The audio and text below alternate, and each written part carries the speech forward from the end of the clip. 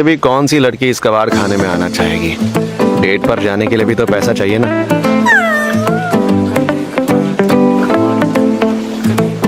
पता है मेरा बस एक ही सपना है कि मरने से पहले किसी लड़की के संतरे दबाने। कोठे पर आंदा तेरा करदा कमाली बिल्लियां बलौरी अखां करदी सवाल तुरे मटक मटक नी तू हिरनी दी चाली गल्लां दी लाली ने तां कीते बुरे हाल बिल्लो कोठे पर आंदा तेरा करदा कमाली